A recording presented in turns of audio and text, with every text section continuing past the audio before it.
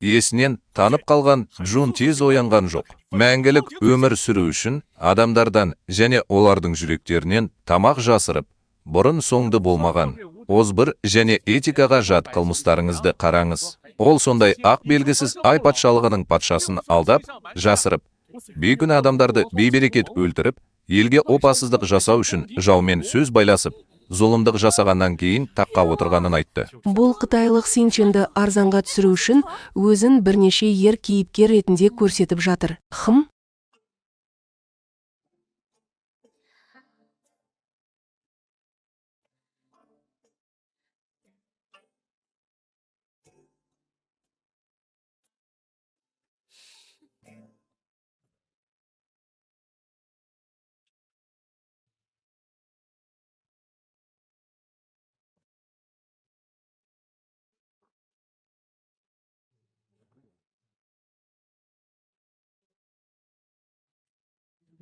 Оны тез байлаңыз. Бұл әйелдің дауысы қандай?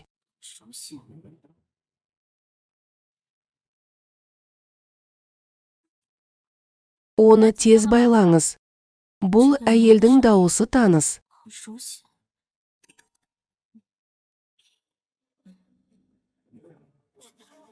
Басы қайтадан кесілді. Барлық жамандықтарды жаса.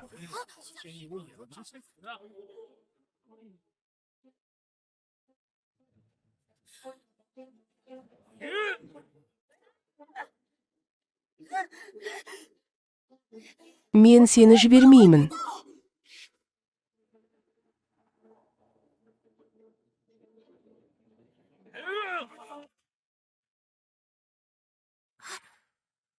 Юнушуан, біз қалай алмасамыз? Мен саған денені беремін. Сен маған кек алуға көмектесесің. Сен кімсің? Неге маған көмектесесің? Сіз оны болашақта білетін боласыз. Маған жауап берсең де, жауап бермесең де, мен саған уәде беремін. Уәде беремін.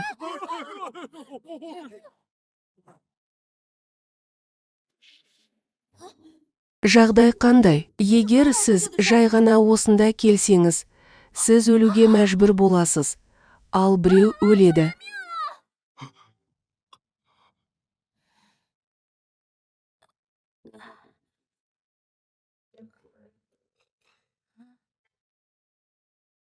Бұл жер Юниу патшалығынан мүлдем өзгеше көрінеді. Бұл қайда? Екінші жас шебер, оян, бізді жас ханымды құтқару үшін әкелгің келмей ме? Неге бірінші есінен танып қалдың? Бұл екінші жас шебер. Жас келіншектің ғимараттан секіріп, өз-өзіне қол жұмсауынан қорқасың ба? Уайымдамаңыз. Жас келіншек жақсы.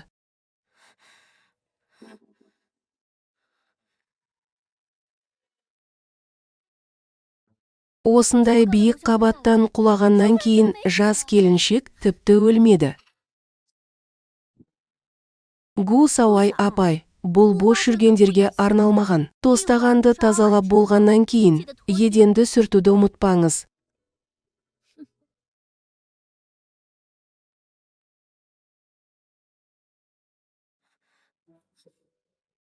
Мына науқас жігітке тұрмысқа шығуға рұқсат етіңіз. Екінші жас қожайын қайтыс болған әкеңіздің қарызын өтеп жатыр. Сіз маған біраз танысасыз.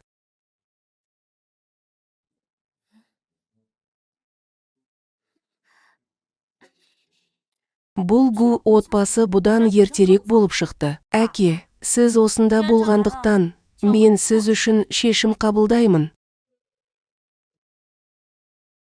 Жолдан шығыңыз. Жас келіншек өз ойында сөйледі ме? Ол қалай сөйледі?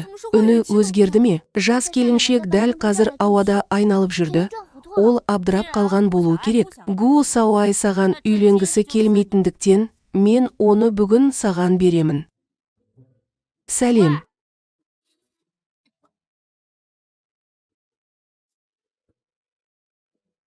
Қарғыс атсын. Бұл өте әдемі, солай ма? Мен сенің маған тұрмысқа шығуға ешқашан дайын емес екеніңді білемін. О, мен уәде беремін.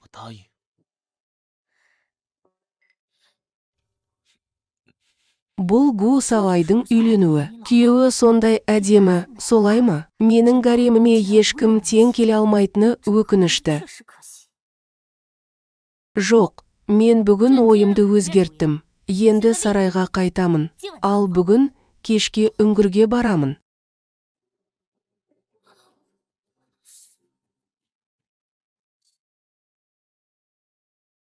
Неге менің айтқанымды орындамайсың? Сізді ынталандыру керек. Оған қол қойыңыз. Бұдан былай тамақ пен киім туралы алаңдамайсыз. Мен бала кезімнен сарайда тұрдым. Сондықтан тамақ пен киімге не керек? Бірақ сенің жүзің менің жүрегімнің ұшында өсті. Мен сені бүгін құрғақ жеп сүртемін.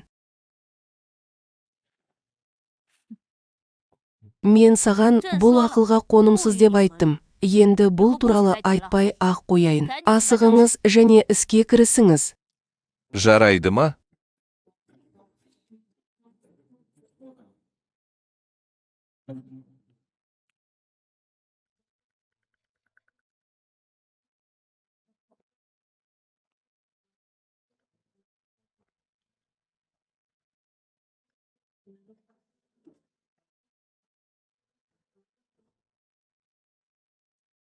Әзірше әрекет етпеңіз. Маған Гу Сазидің құлауының себебін анықтауға көмектесіңіз, және ол құлағаннан кейін оның темпераментінің өзгеруінің түпкі себебін табыңыз. Күйеу, сен оны әлі жудың ба?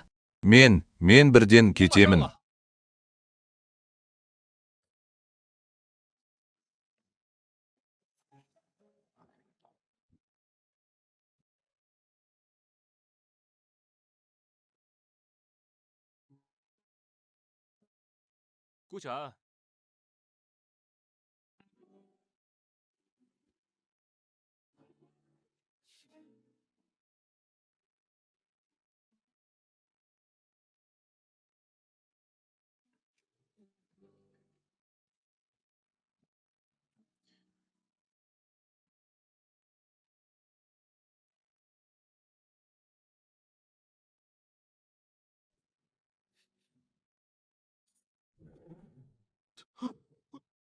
Кісі өлтіруге батылыңыз бар ма?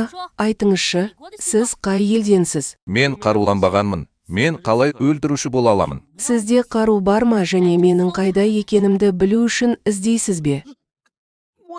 Кездейсоқ билемеңіз және жасырын қару жоқ деп айтпаңыз. Бұл не?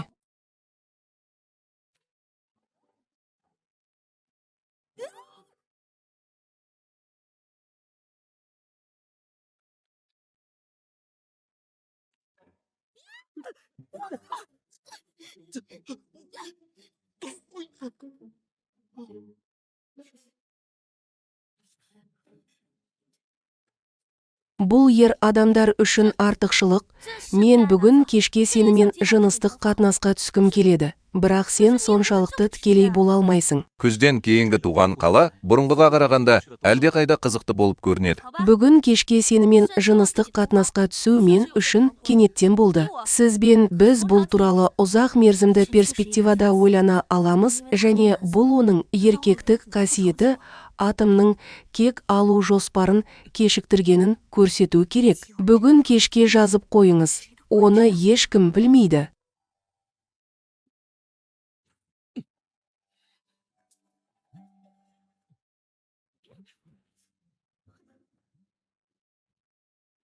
Жас шебер компания ертең эстрадалық шоуға қатысуды ұйымдастырады. Өтінемін, оны алдын ала дайындаңыз. Сіз бара алмайсыз ба? Менің жағдайым жақсы емес. Күрделі эстрадалық шоулар тым ауыр. Егер сіз бармасаңыз, жас шебер келісім шартты бұзған үшін айыппұл төлеу керек. Бұл жолы эстрадалық шоу Лю И екеуіңіздің жаңа шоуды насихаттау үшін CP болғаныңызды қалайды. Лю И бастапқы иесінің зұлым белгісі. Ол бастапқы иесінің құлауымен байланысты болуы мүмкін, бірақ бастапқы иесі құлағанға дейінгі сурет өте түсініксіз.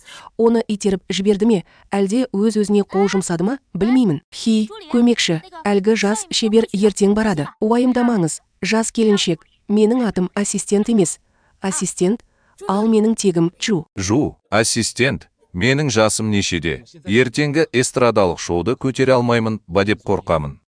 Сіз неден қорқасыз? Бұл сізбен бірге жүрмейді.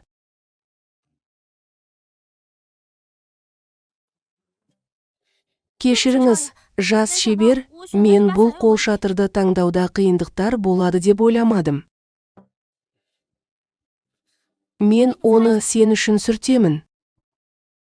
Көмекші Джу, сен кімсің? Сіз нені тексергіңіз келеді? Жас шебер, жас ханым, сіз не айтқыңыз келеді? Әк ұмтағы мен судың түйіскен уақыты жылу шығарады. Жәндіктерді оюдың мұндай кішкентай айласы нағыз жас шеберді алдай алмайды. Мен шынымен ештеңе білмеймін. Қайтып келгенде бар жақсылықты тілеймін. Осы эстрадалық шоуда Сау Ай менімен бірге жүрсін.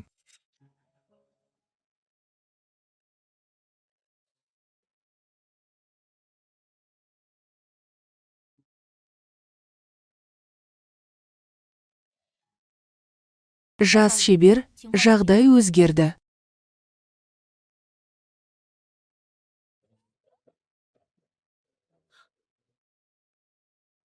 Му бауырым, көріспегелі көп болды. Бүгін кешкі ас ішейік. Бағдарлама тобының ережелері бар және рұқсатсыз шыға алмайды. Сіз кездескіңіз келгенше, әрқашан жол болады.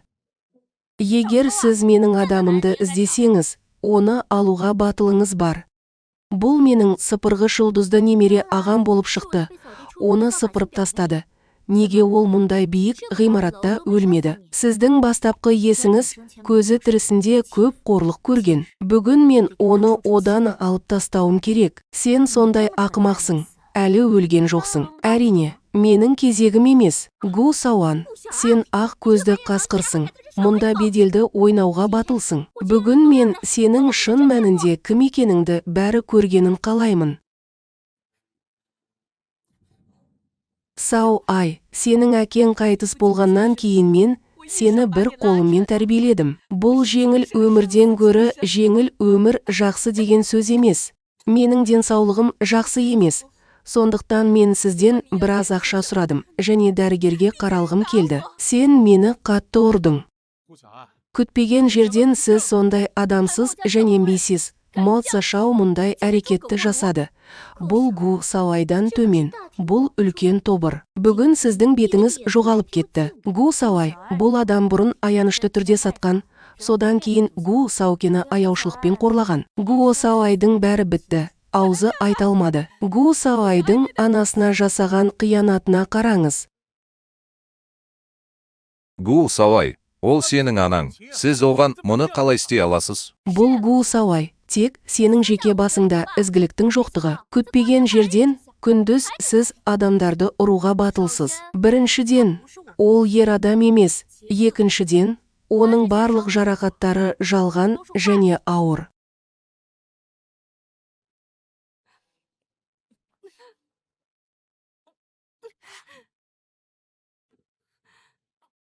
Анық қараңыз, тыртықтарды бояумен бояңыз. Сонда сіз де оған сенесіз. Солай.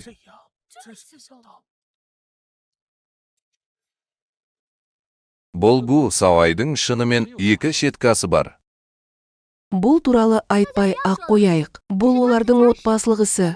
Олар қайтып оралып, оны өздері талқыласын. Бұл Сауай, анамыз бен қызымыз туралы әркімнің уақытын бұзбайық. Біз оны талқылау үшін тыныш жер таба аламыз ба? Мен сенің осы асқабақта не сататыныңды көргім келеді.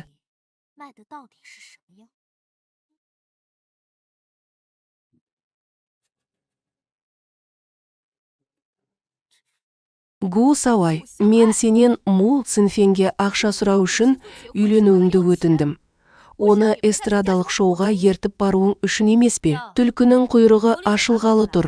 Дәл қазір бұл өте аянышты емес педі. Бос сөзді кесіп тастаңыз. Егер мен бүгін ақшаны көрмесем, сіз бұл жерден кеткіңіз келмейді. Жарайды. Онда сенде қанша бар екенін көргім келеді. Менімен осылай сөйлесуге қалай дәтің бар? Мен бүгін саған сабақ беруім керек. Сіз жай ғана өгей шешеңізді жауып жатырсыз.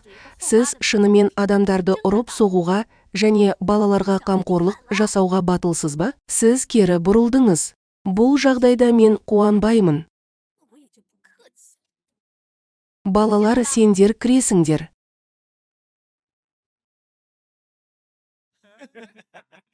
Мен не істеп жатырмын? Мырза, сан үйленген еркектерді көбірек ұнатады. Сонымен қатар қарамағындағылармен бөліскенді ұнатады. Бұл жолы қашып құтыла алмайсың. Саумей, бүгін біраз толқу ойнайық. Оған ұнайма.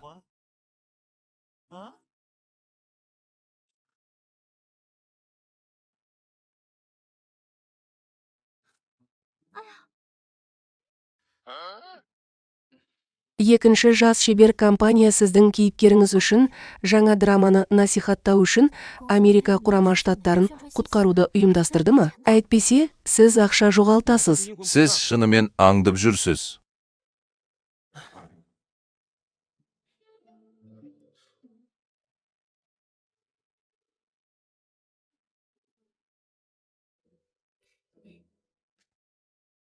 Қабағын түйіп қарашы. Сю-сю, ол кісінің бәрі бір-бірімен туысқан.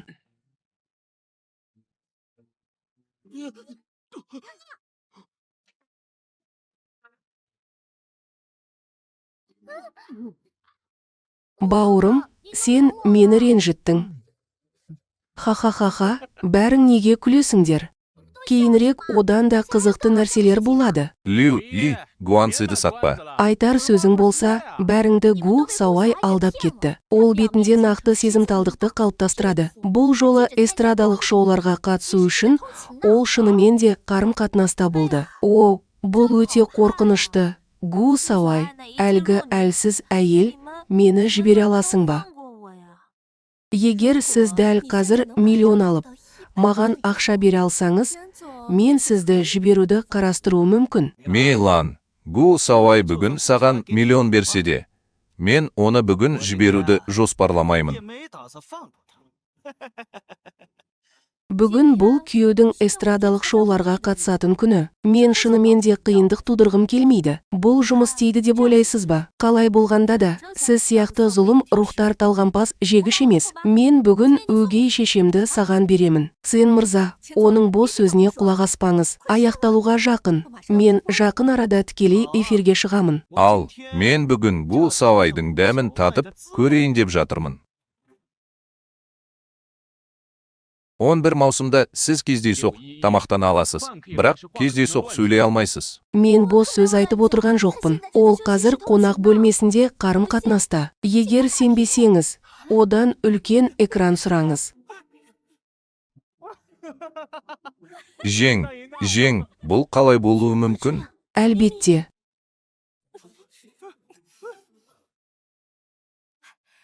Мұны сіз тікелей эфир деп атайсыз. Оны көру өте қызықты. Дәл қазір не болды? Мені сол Лин Ландерлік есептеп шығарды. Бірақ бақытымызға орай, мен шынымен де жағдайды өзгерттім. Жарайды. Онда балалар, осында келіңдер.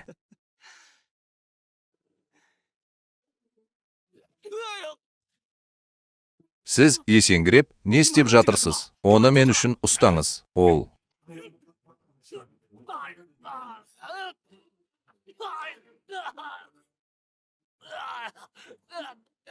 Мен эстрадалық шоуларға қатыстым.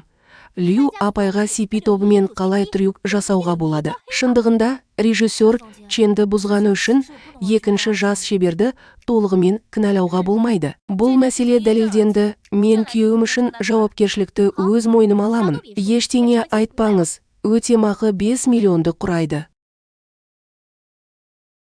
Өтемақы. Бұлттар мен мыңдаған шақырымдық таулардың көңілін көтеріңіз. Бұл аз ақшаға қамқорлық жасай алады. Менде тек көп нәрсе бар. 50 миллион, 5000 доллар. Сіз жұлдыз емессіз бе? Атақты адамдар да бақытсыз болуы мүмкін. Жарайма. Бірақ сіздің отбасыңызда күңдер көп.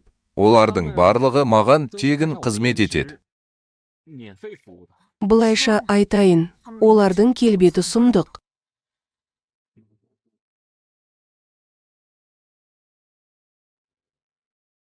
Ертең әкемнің туған күні. Жүр, туған күнің құтты болсын. Рахмет, бәріңе рахмет. Туған күнің құтты болсын, әке. Ха-ха-ха-ха. Екеуің жақсы өмір сүре аласыңдар. Бұл әке үшін ең жақсы сыйлық. 是给爸爸送的最好的礼物。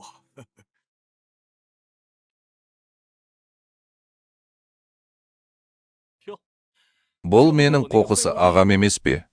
Соңғы кездері түсірілімде көп қиналып жүргеніңізді естідім. Иә, аға, мен әлі де көп қарыздармын. Барлығы менің інім мені бүлдіреді. Бірақ бәрібір, не болса да, мен оған қолымнан келеді.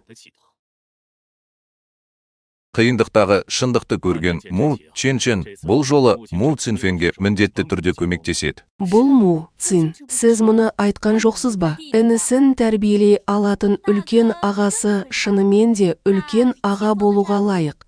Ал Цинфеннің қарызы үлкен ағасына байланысты. Жомарттығың үшін бауырыма рахмет.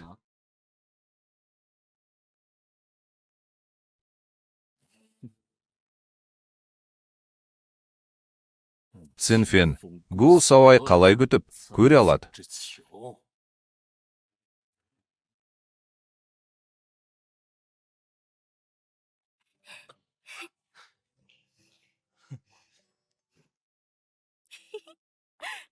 Күйеу, дәл қазір үлкен ағасы осы картаны шығарғанда, оның беті жасылға айналғанын көрмедің бе?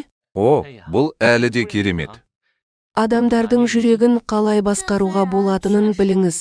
Мен шынымен де ерекше болсам да, бірақ сіз жаман емессіз. Әйелдермен қалай ынтымақтасуға және ерлі зайыптылармен ән айтуды біліңіз. Сіз мені пайдасыз деп санайсыз ба? Сіз пайдасызсыз, мен де сізді қолдай аламын ба? Бұл ақ беттерге артықшылық деп айтуға болмайды, солай ма? Бұл дененің әртүрлі көрсеткіштерін анықтай алады. Сондықтан сіз жақсы болуыңыз керек. Рахмет күйеу, кеш болды, ерте демал, сосын бірге жат.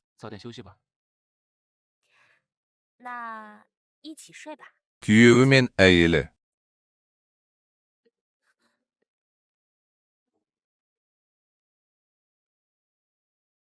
Екінші жас шебер, компанияда кешкі ас бар. Сіз келуіңіз керек. Мен барғым келмейді. Екінші жас шебер, сіз жай ғана CP эстрадалық шоуын бұздыңыз. Егер сіз бұл жолы келмесеңіз, бұл өте жақсы емес. Мен онымен бірге барамын. Менің жас ханым, тәтем, ата-бабам, бұл жолы араласпаңыз.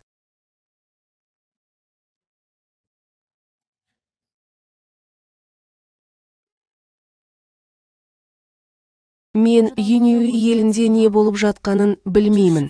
Мен әлі де орала аламын ба?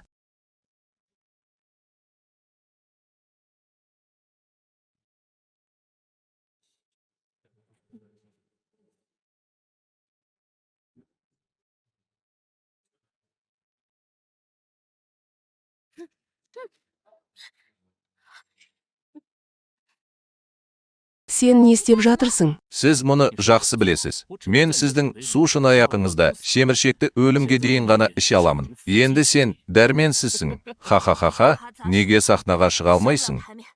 Мойын сұнып, менің сұрағым, сіздің шынайы болмысыңыз кім? Бұл адам бұл Гу Сауай емес екенін анықтаған болуы мүмкін бе? Бұл, әрине, бұл Гу Сауай. Бұл әлі де жаудың ісі болуы мүмкін бе? Ғимараттан секірер алдында Гу Сауайдың қорқақ мінезі болған. Бірақ ғимараттан секіргеннен кейін оның ерекше шеберлігі мен қоғамдық мінезі болған. Мен сені Ирунчен деп күдіктенемін. Гу Сауайдың беті өлгенше ауырады. Әрине бұл рас. Ұмыт, мен саған шынымен сөйле, жақында деп айтамын. Қабырғаның құлағы бар ма деп қорқамын.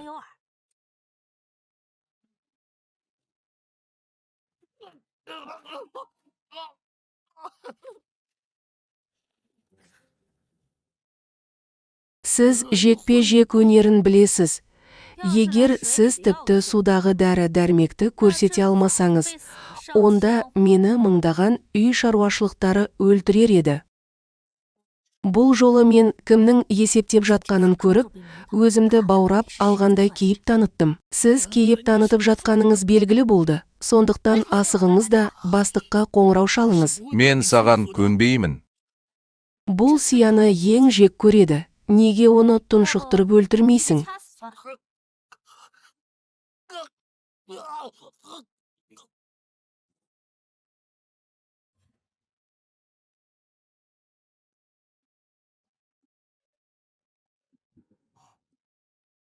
Неліктен бұл адам маған қоңырау шалып болғаннан кейін жоғалып кетті. Гусау, сен менің қолыма түсесің деп ойламадым. Сіздің үлкен ағаңыз онымен не істегісі келеді? Менің денем жерленген бе, әлде Чен Тан ба? Сасан, сен жекпе-жек өнеріңді жойған жоқсың ба? Бұл қалай? Бұл туралы сөйлесейік. Ағам сені ұрлауға біреуді жіберді. Сенің кім екенің қызық па? Бұл жағдайда мен шындықты айтамын. Мен сіздің батылдығыңыз бен жекпе-жек өнеріңізге тәнтімін. Сіз Гусау болсаңыз да, болмасаңыз да, мен оны мен үшін қолданғаныңызды қалаймын. Неге? Бауырым, мен сенің ініңмін, әпкеңмін. Інім екеуміздің арамызда келіспеушілік бар екенін білесіңдер.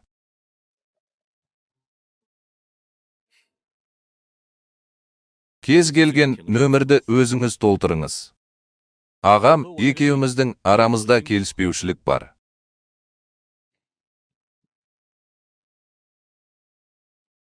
Сандарды өзіңіз толтырыңыз.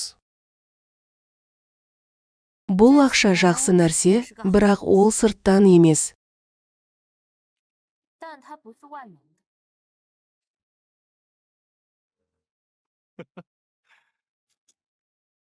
Егер бұл еркекті көзқарас болса, мен кіші інілерімнің соңғы кездері ерлер модельдерінің журналдарына жиі қарайтынын естідім.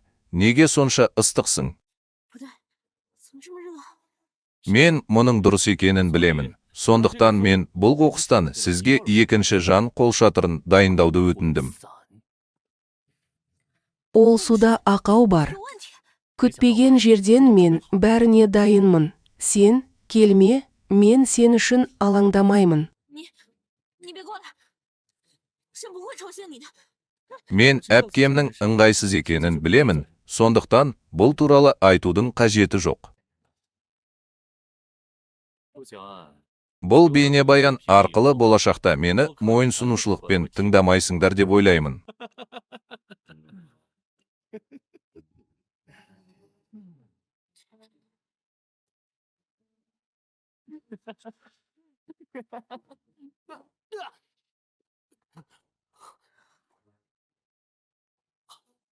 Бұл сіздің үлкен ағаңыздың мінез құлқы шынымен жағымсыз. Сіз тырысасыз.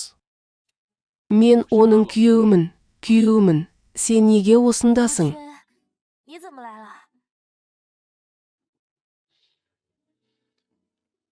Ол маған сіздің позицияңызды айта ала ма? Сіз бақылауда болудан қорқасыз ба? Сіз Ченді әкемнің туған күнінде ұятқа қалдырғаннан бері мен сізге қауіп төнеді деп уайымдадым. Бауырым, маған түсініктеме бермейсің бе?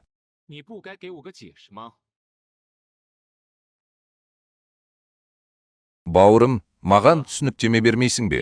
Гусау ғимараттан секіргеннен бері оның темпераменті күрт өзгерді. Мен сенің қауіпсіздігіңе алаңдаймын. Бауырым, жеке тергеуде проблема бар ма? Тергеуді осылай жүргізе отырып, үлкен ағамның басқа жоспары бар ма деп қорқамын. Ал, не, ұмытпаңыз, Руының барлық қаржылық күші менің қолымда. Ал сіз банкте жаңа ғана ақша тауып жатқан, және сізді тамақтандыруым керек ысырапшылсыз. Менің әрекеттеріме күмән келтіру үшін қандай біліктіліктеріңіз бар? Сіздің күйеуіңіз, мен өзімді өте ыңғайсыз сезінемін. Кішкентай әйеліңіз сізге жақсы қарауыңыз керек сияқты. Егер қолыңыздан келмесе, ол мұны сіз үшін жасай алады.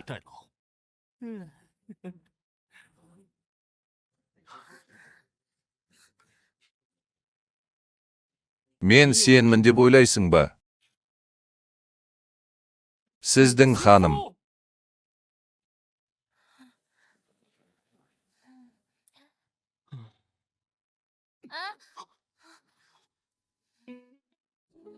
Күйеу, бөлмені айналып өтейік. Жарайды. Мен басқалардың артықшылығын пайдаланбаймын. Мені арандатқым келеді. Мені ешкім тоқтата алмайды. 朕要挑衅，谁也拦不住。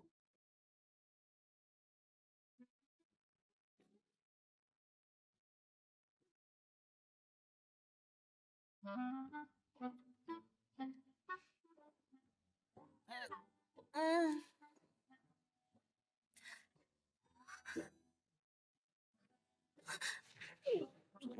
Жаныңда батыл тұр, басқалардың тыныш ұйықтауына қалай жол бересің? Ханым, кеше түнде мені мәжбүрледің.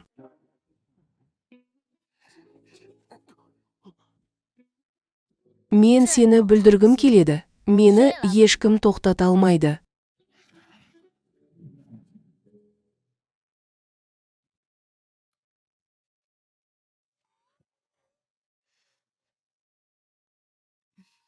Яғни, бұл қазірдің өзінде сізде.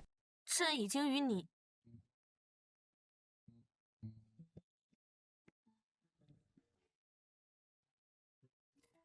Таңқаларлық емес, бұл қышқыл. 是啊， Сондықтан, сіз менің алдымда жауапты болуыңыз керек. Мен адал болуым керек, және мені ешкім тоқтата алмайды.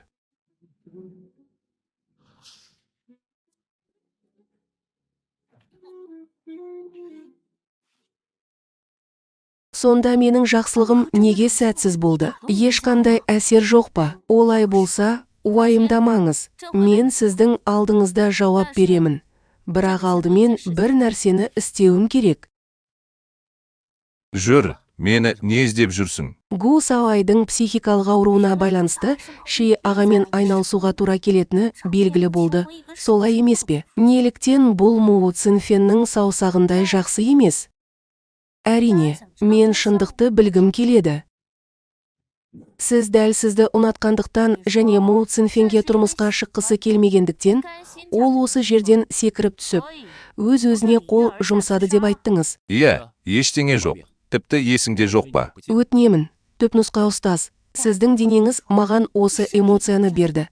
Ал сіздің жадыңыз маған аздап берді. Жарайма, жасырын махаббатыңның өлімін қалай сезбейсің? Осы раундтан кейін сіздің миыңызда бірдеңе дұрыс болмауы мүмкін. Көрдіңіз бе? Сіз маған басында осылай жазғансыз. Қолжазба түпнұсқа есімен бірдей. 投原主的还真一模一样。 Бірақ егер бастапқы иесі шынымен өз-өзіне қол жұмсаған болса, неге ол мұны өтірікші деп атады? Ей, сен не істеп жатырсың? Бұл жолы сену керек, солай ма?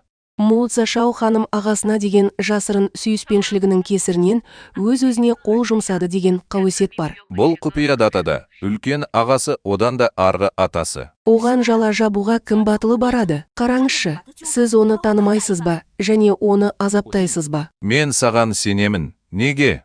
为什么？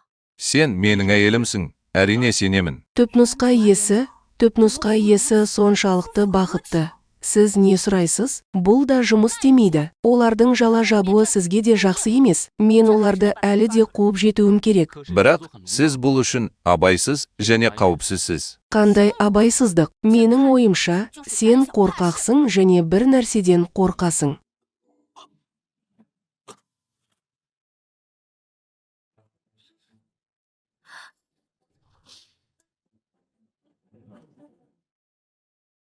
Солай емес пе? Қанша шулы болсаң да, басың айналады. Сәлем.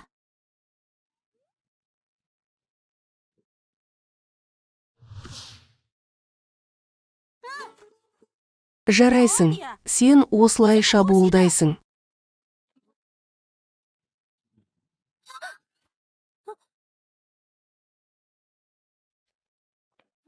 Бұл мәселені маған қалдырыңыз және қауіпті болмас үшін, оны жалғыз қалдырыңыз. Сізді алдауға батыл болыңыз, анық, ерекше дағдылармен. Сіз бүгін кешке шоғырлануыңыз керек. Неге сіз күн сайын бөлмеде айқайлаған кезде мұндай тәжірибеге ие болмайсыз? Бұл тәжірибесіздік деп кім айтады? Мен ғашық ардагермін.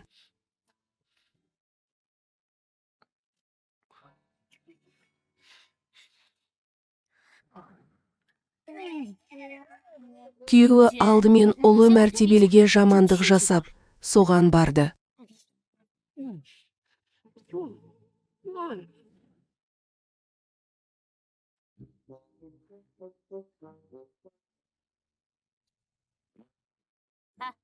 Күтпеген жерден қазір ашық кадрлар өте керемет. Айтыңызшы, формацияны суретке түсіруді кім тапсырды? Ешкімде айтпайды. Солай ма? Сонда мен сенің тіліңді кесуім керек. Қазір бұл заң үстемдігіндегі қоғам және адамдарды ұрып соғу және өлтіру заңсыз болып табылады. О, иә, сен маған бұл туралы еске саласың. Енді бұл қоғам тым озбыр бола алмайды. Бұл перзенттік тақуалық. Мен айттым. Бұл менің өмірім. Маған Гул Сасауны суретке түсіруді тапсырды. Шындығында Гулса кінәсіз. Ол бұл ұялы телефонды ешқашан пайдаланбаған. Шынымен жақсы заттар. Егер бұл менің айымда жарияланса, хабарландыру жасау үшін қала қабырғасына баруымыз керек. Ши бауырым. Бұл спектакльде режиссерлік етіп, актерлік өнермен айналысқаныңыз белгілі болды. Бұл сізді шынымен бағаламады. Бауырым, сен.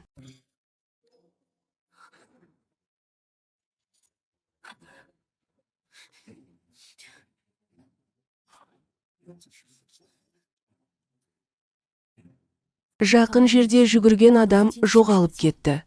Мен бұл жерде менікі болып қалдым.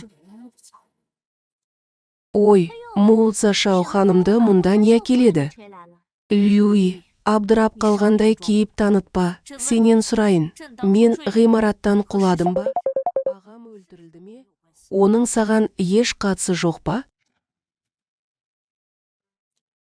Солай болса да, сізде дәлел болу керек. Гу Сауэр.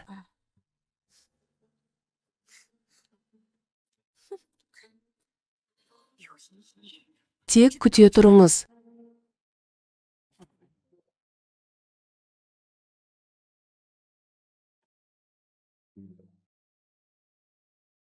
Дәлелдерді ұзақ іздегеннен кейін ештеңе табылмады. Күлкілі, шынымен күлкілі. Келіңіздер, ішіңіздер.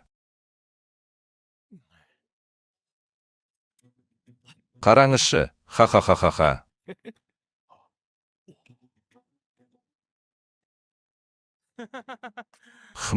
Күте тұрыңыз, ха-ха-ха. Сәлеметсіз бе? Ару жалғыз қалды. Сізбен бірге жүретін Рен ағашы. Мен бойдақ кезімде қасымда ер адам болғанды ұнатамын. Ха-ха-ха-ха-ха.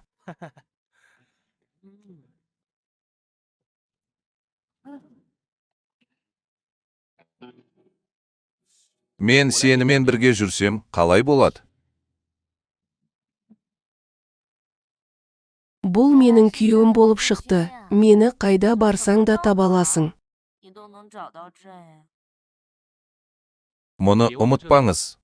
Тамақтану шіркін, бірақ өте тәтті.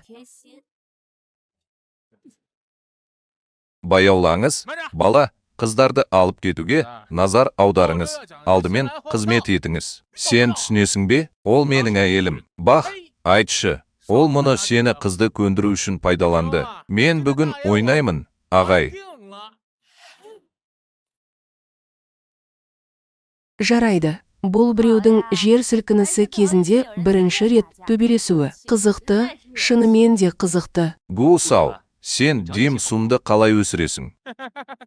Бастық бір-бірін таниды. Асығып, мына қаламды тастайсың. Ха-ха-ха-ха.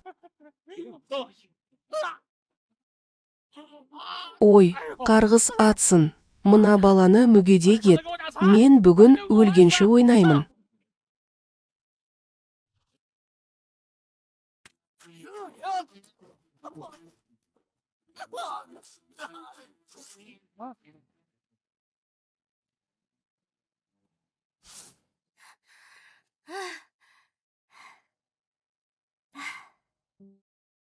Хе, Мен сені нағыз еркек болады деп күтпеген едім. Болашақта назар аудар. Сен күйеуің бар еркексің.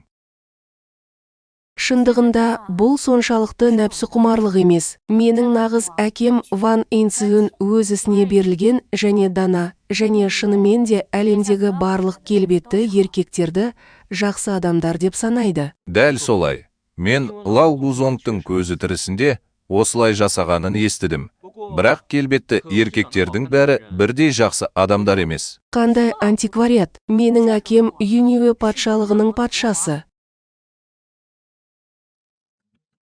Мен әкемді қатты сағындым. 很想念父王。 Анам ерте кетіп қалды. Ал әкем мені тәрбиеледі. Бірақ, 可惜 өкінішке орай, ол қазір жоқ. Жоқ, оның баласы. 他孩子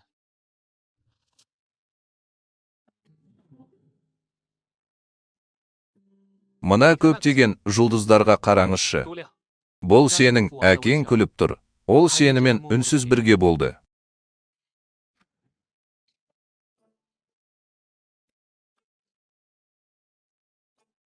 Мен саған не тілейсің 什 дедім. 么愿望啊？ Әке, қызым көп тілек айтты. Әке, қалайсың? Сенің тілегің әкеңнің тілегі. Бірақ әкеңнің тілегі әрқашан сенікінен артық болады. Яғни бақытты да бақытты әке боласың деп сенемін. 快乐呀！ 父王， Әкем кеткеннен кейін мені жақтап, 无险， өле 被 жаздады. 陷害，差点命丧黄泉。 Сонда ғана мен әкемнің көзі тірісінде маған қанша жел мен жаңбыр жауып тұрғанын білдім. Мен сенімен бетпе-бет кездесемін.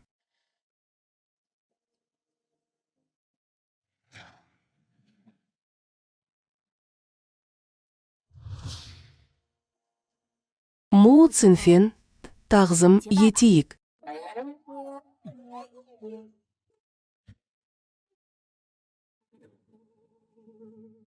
Сен не туралы айтып тұрсың? Ер адамдар киім сияқты, бауырлар аға әпкелер сияқты. Киімді ауыстыруға болады, бірақ қолдар мен аяқтар өлімге дейін ауырады. Бұл және жаңа елдің ханшайымы келген әпкелер.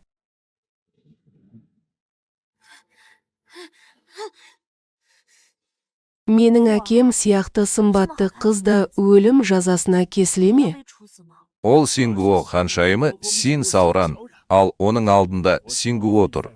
Ол осы арқылы жойылғандықтан тамырдан құтылу керек.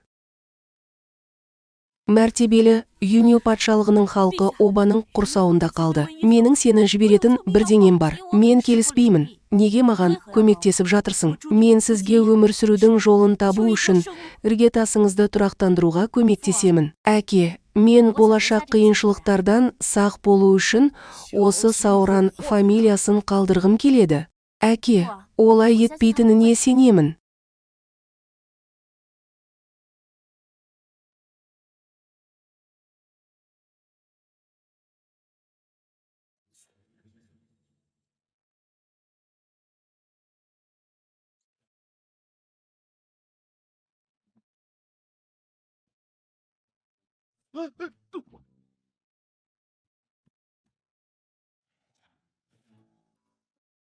Бүгінде шөп хош иісті, ал бүгінде қала мен Му Цинфен, Син Сауран, Инце, Цинлан ешқашан опасыздық жасамайды.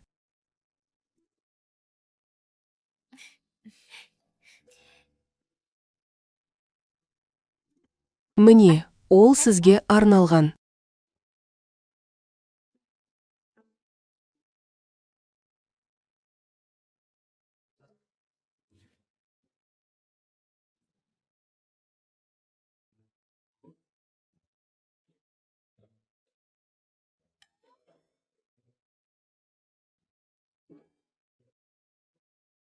Ей, неге ант бермейсің? 誓词啊！ Дәлірек болу үшін антты жүректе үнсіз оқу керек. О, 哦，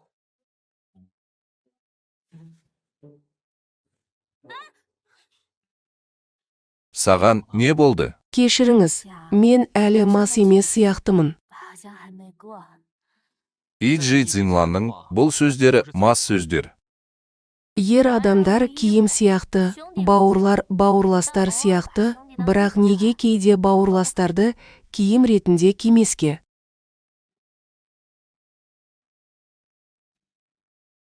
Мен Юньюэ елін қатты сағындым. Егер сіз шынымен Юньюэ патшалығының патшайымы болсаңыз, мен сізге тосын сый жасай аламын.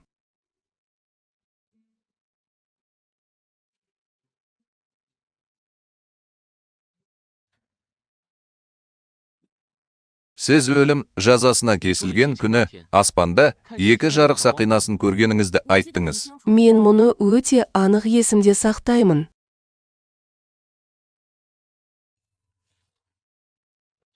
Бұл Юншидегі ерекше ауа райы құбылысы. Бұл кітапта жарықтың екі сақинасы пайда болған кезде уақыт пен кеңістік теңселетіні айтылған. Алдымен сценарий.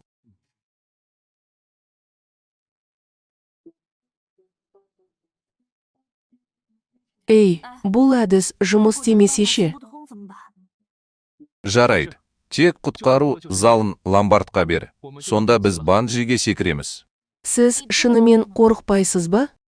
Сіз үшін мен тәуекелге баруға дайынмын. Гу Сюэ ғимараттың көлеңкесіне түскеннен бері оның темпераменті күрт өзгерді. Оның жан киімі деп аталатынын, немесе оның рухында бірдеңе дұрыс емес екенін білу үшін оны бір рет сынап көрген дұрыс.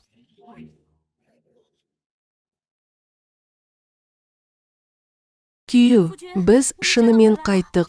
Міне, дәл осы естеліктегідей. Күтпеген жерден шынымен де уақыт пен кеңістіктің қақпасы бар. Бұл керемет.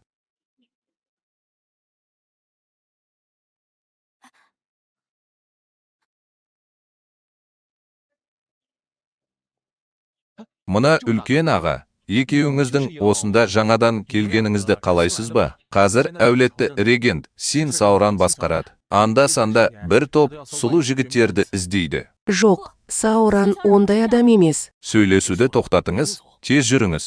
Әйтпесе кешігіп қалсаңыз, жазаланасыз. Иә.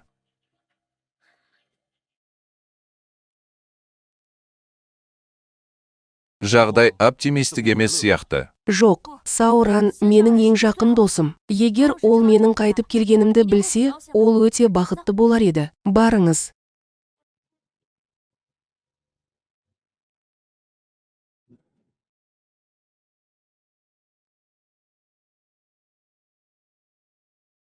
Се мырза, сізді көргісі келетін екі адам бар. Оларды ішке кіргізіңіз. Бұл Сауран. 小冉， Сауран шынымен теңдесі жоқ. Теңдесі жоқ.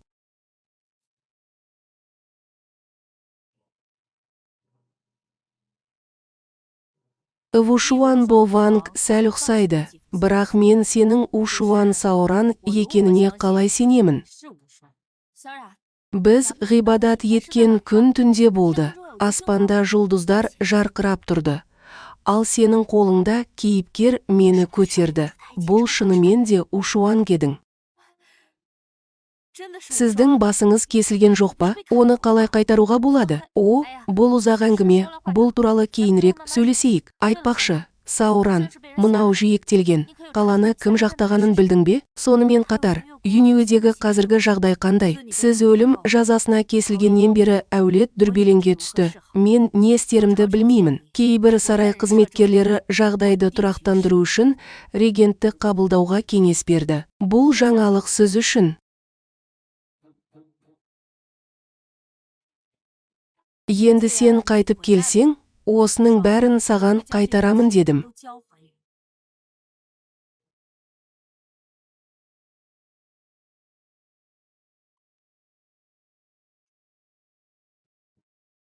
Менің сүйікті Билуочун шайы улы. Өкінішке орай, мен саған ең жақын досым ретінде қараймын. Бірақ мен сені Ушуанды жақтайтын адам болады деп күткен жоқпын. Саған не болды?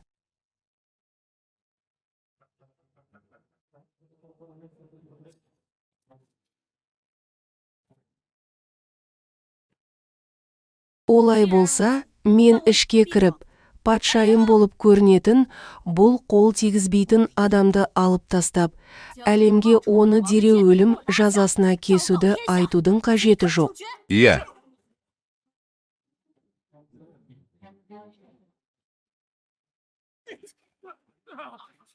Бір топ қоқыс, мен үшін осы екі адамды тірідей қолға түсіру үшін очи шеберін шақыр.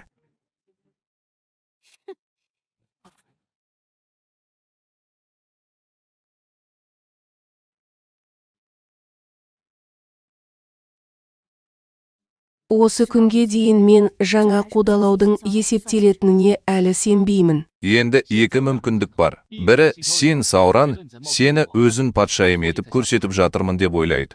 Сондықтан ол қолын улайды. Екіншісі, сен Сауран, сен шынымен келіп, оның қазір бар нәрсесін алып кетесің бе деп қорқады. Мәртебелі министр Чжу Яву жүргізушіні құтқару үшін тым кеш келді. Мен оны кешіремін деп үміттенемін. Чжэнго генерал Чжу Яву, сен неге осындасың? Чен күзетші кейпіне еніп, императорлық кабинеттің артына тығылды. Ұлы мәртебелі мен сен Сауранның әңгімесін естігеннен кейін, ол сенің Ушуан патшайымы екеніңе сенімді болды. Жек көретін сен Сауран, сен кеткеннен кейін, адамдарды шатастыру үшін барлық құралдарды қолданды және оның амбициясы жоғары болмас үшін регент министрі болды. Егер ол оны көпшілік алдында әшкерелеуге батылы барса, ол өзінен ұялатын болады. Ей, тыныштал, сен Ушуанның патшайымысың дедің. Бірақ сыртқы келбетің бұрынғыдан мүлде басқаша. Оның үстіне сендерде оның Аллахтың бағынбағаны жайлы ешбір дәлел жоқ. Сондай ақ, бізде онымен соғысуға әскеріміз жоқ. Иә, мен абдырап қала жаздадым. Осылайша, генерал Чжу, сен алдымен сен Сауранның мені жақтағаны туралы дәлелдерді жасырын түрде тергеуге барасың. Ал менше, сарайға барып, әкемнің маған қалдырған өмірлік кеңестеріне үйлен. Мәртебелі министр батылдықпен, бұл ұл, менің күйеуім, деп сұрады. Мәртебелі, қамқор болыңыз.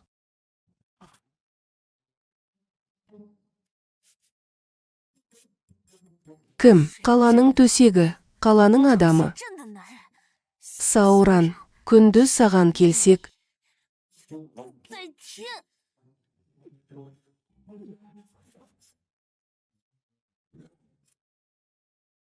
Бақытты қадам.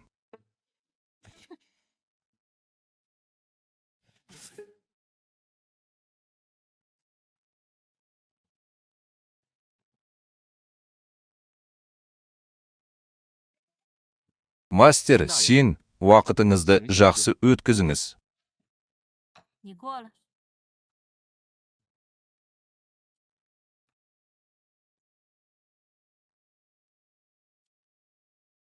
неліктен сіз өзіңізді соншалықты байсалдымын деп ойлайсыз? Бұл менің әкемнің өмірін сақтап қалуға арналған кеңестерін осында келтірген анық. Бұл тым лас. Оны қалай табуға болады? Тағдыр, әрине, жеңілісті мойындайды. Мастер, сен дұрыс айтасыз ба? Балалар, төмен түсіңдер. Мені немен тамақтандырғандарыңды қалаймын. 我要你喂我吃。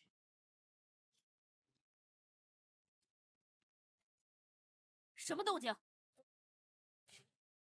Бұл терезені соққан жел болу керек. Мастер, сен көңіліңді бөлме. Гу Саухай, күйеуіңе сұлулық трюкін жасауға жүрегің бар ма? Ол жаққа бармаңыз. Асығыңыз, жарай ма?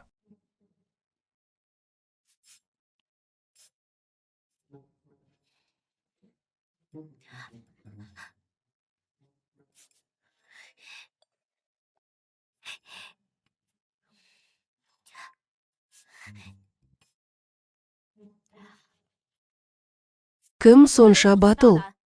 Милорд, сыртта маңызды мәселелерді талқылау керек деп айтатын сарай қызметкерлері бар. Бұл көңіл көншітпейді.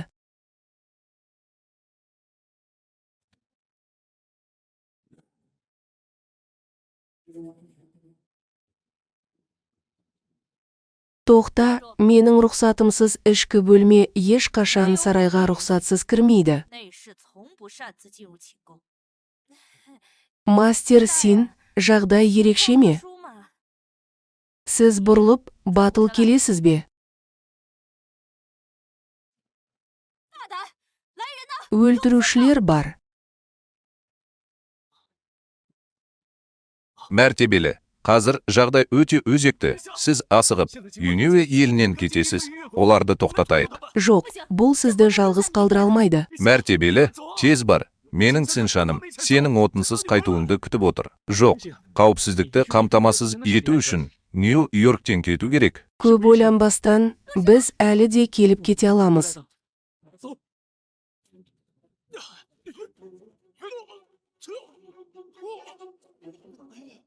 Мен кек алғым келеді. Қазіргі үкімет қабілетсіз және генералдарды да, нақты адамдарды да құтқара алмайды. Бәрі жақсы. Уақыт пен кеңістіктің қақпасы келесі айда ашылады. Және бізде әлі де мүмкіндік бар. Патшайымның билікте болған кезде көптеген қызметшілері болады. Бақытымызға орай, Ян патша темір атты әскерді жіберді. Дұрыс.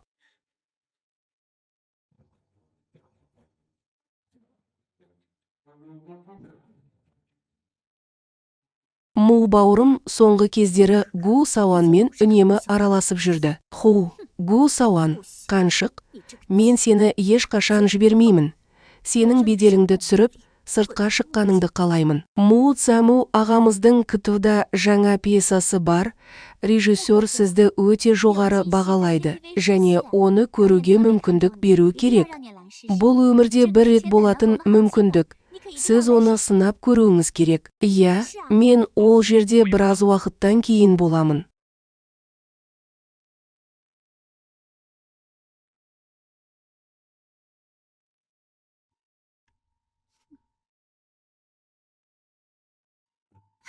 Му ағамыз кастинг деп айтпады ма? 不是说试戏吗？ Неге жалғыз режиссерсің? Му бауырым, маған онша бей-жай қарамайсың ба? Тағылымдама бұл жай ғана сылтау. Адамдар сізбен жалғыз сөйлескісі келе ме? Егер сізбен сөйлесетін бірдеңе болса, айтар сөзіңіз болса, барып директормен сөйлесіңіз. Му бауырым, сен маған онша сезімсіз емессің бе? Үйленгенге дейін қарым-қатынасымыз жақсы болғаны анық. Му аға, режиссер пьесамыз екіұшты болуы керек. Алдымен жаттығу жасаймыз ба? Режиссер мұнда болмағандықтан, мен бірінші барамын. Өз-өзіңді күт. Менің ағам.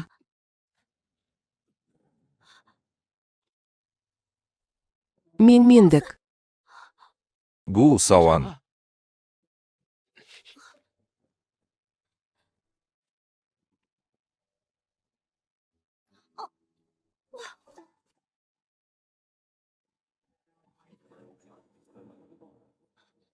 Күзен, сен дұрыс түсінбедің. Гу бауырым, екеуміздің айтарымыз жоқ. Мен сенде қанша түлкі бар екенін көргім келеді, және менің адамымды азғыруға батылым бар. Сенсеңіз де, сенбесеңіз де, мен сізді жерге құлаттым.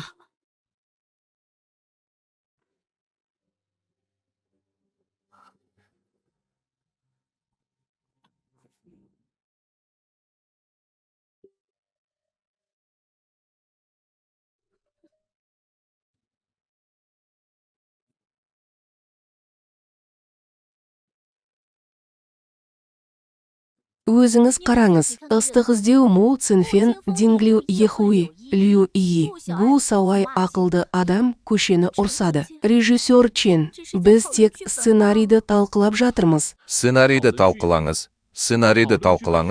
Оны қолыңызда санау керек пе? Му бауырым, егер сіз мұны байыппен айтсаңыз, мен дауласуға рұқсат етіңіз. Жетеді. Екеуің ұрысуды доғарыңдар. Мырза, Му Цинфен, кеше түнде күтуда не болғанын түсіндіре аласыз ба? Бұл жай ғана түсінбеушілік. Лю И екеуміздің арамызда ештеңе болған жоқ. Бірақ фотосуреттер мен бейнелер сіздің мінез құлқыңыздың екіұшты екенін көрсетеді. Мұны қалай түсіндіресіз? Мен сияқты қымбатты тілшілер мен достар. Уайымдамаңыздар. Мұның бәрі біздің компанияның жаңа драманы насихаттаудағы қажеттілігі. Өйткені біздің әртістеріміз Лю И мен Му Цинфен жаңа императрица драмасының құпия бөлмесінде ерлер мен әйелдердің рөлін атқарғалы жатыр. жатыр. Құрметті тілшілер мен достар, бүгін оралыңыздар. Сіз маған Льюимен жұмыс істеуге немесе Евнух рөлін ойнауға рұқсат бермедіңіз бе? Бұл қалай болуы мүмкін? Бұл компанияның шешімі және сіз оған бағынуыңыз керек. Егер сіздердің көпшілігіңіз бұл жақсы идеяны ойлап таппасаңыз, сіз жай ғана өтелген шығынды төлеуді күтер едіңіз. Му бауырым, мен сенімен бұл жолы тағы да жұмыс істегеніме өте қуаныштымын. Сіз тым ерте бақыттысыз ба деп қорқамын. Мен ешқашан келіспеймін.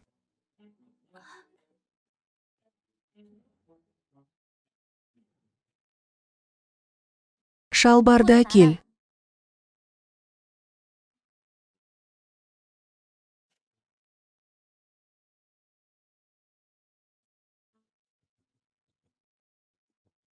Мұғалім Му, шалбарың ше? 您的裤子怎么？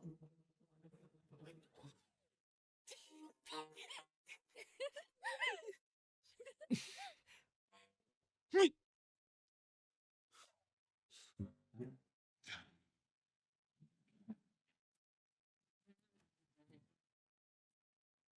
Бұл әулетте Шен Синси миньондарды арам қолдарымен және аяқтарымен жазалайды. Алдымен саусақтарыңызды кесіп, өзіңіз көріңіз. 3-ші бап.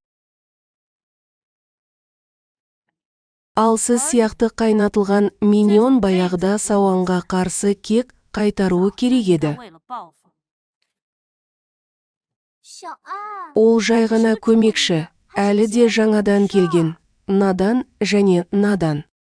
不懂事。 Өткен айда ол Цинфеннің макияжын 2 рет бұзу үшін әк-суы мен дымқыл майлықтарды әдейі қолданды. Цинфеннің костюмін 2 рет жоғалтты және арнайы стильді 3 рет кофемен шашыратты. Мұның бәрі кездейсоқтық па, әлде ол надан пері болғандықтан ба? 是的新人吗？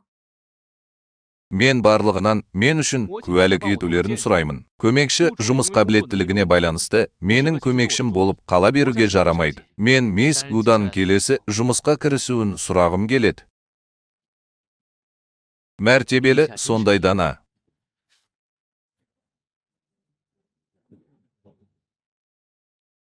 Ұстаз, менің сынған бас киімімнің салмағы кемінде 10 келі. Ал бұл көйлектің жақсы болғаны сонша, ол менің жақсы фигурамды жабады. Сіз мені өлтіргіңіз келе ме? Апа, бұл көрініс өте маңызды. Біраз уақыт ұстап тұрайық. Му мұғалім осында.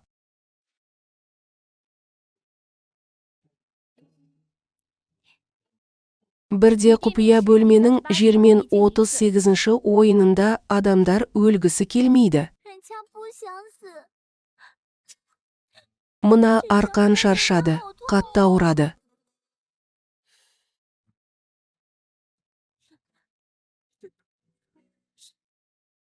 Бұл көріністі жезөкшелер үйінің қызы емес, императрица көріп отыр. Джек, сен маған қатты ашулысың? Директор, мен тырысып көрейін. Гусау, сен қалай әрекет ету керектігін білесің бе? Сіз не іздеп жүрсіз? Мұндай көрініс бұдан артық таныс болуы мүмкін емес, бәрібір. Мен киім ауыстырғым келеді. Императрица сахнасының құпия тарихы 38 екеуінің бірі.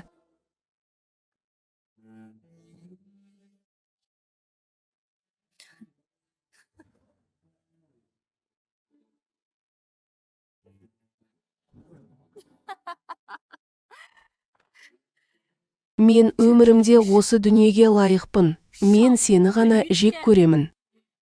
下无愧物，只恨 Тәртіп бұзушылар мен ұрлардың жазаланып жатқанын өз көзіңізбен көру үшін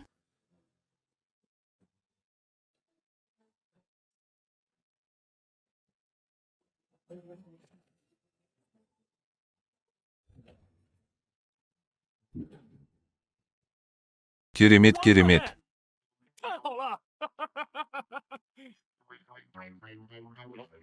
Келесі 9000 жасар бала басқаларға мойындайды және барлық бөлімдер дайындалады. Өйткені, бұл өмір дұрыс емес уақыт. 时辰。 Мен Му Цинфеннің императрицаға деген 9000 жылдық махаббаты адам төзгісіз азап. Ол оны құртып жатқан жоқ. Ал Лю И маған императрицаның мінез құлқын көрсет. Сіз бар күшіңізді салдыңыз ба? Қандай гүріл, кешіріңіз. Режиссер Лю И зұлым кейіпкер ретінде тым көп ойнады. Мен бұл рөлге шынымен араласа алмадым. 我实在是进不了角色。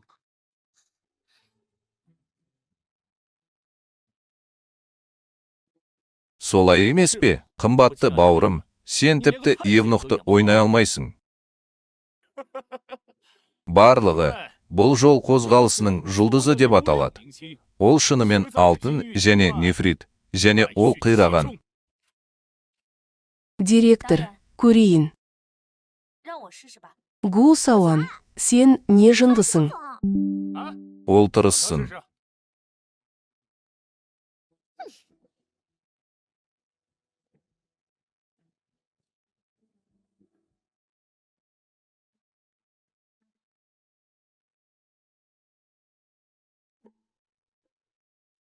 Өйткені, мен бұл өмірде хабаршыға қателесіп ақша төледім.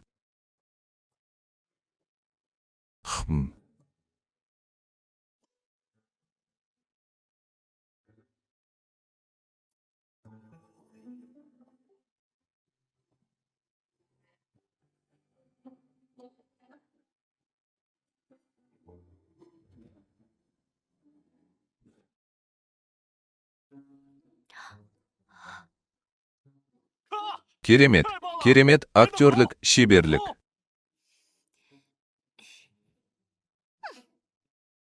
Мұғалім, Гу, сіз қызу ізденіс үстіндесіз. Кім?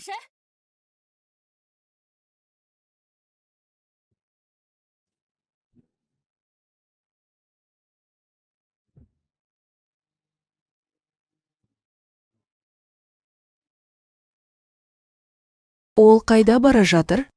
Мұны арқаңызда қалай алып жүруге болады?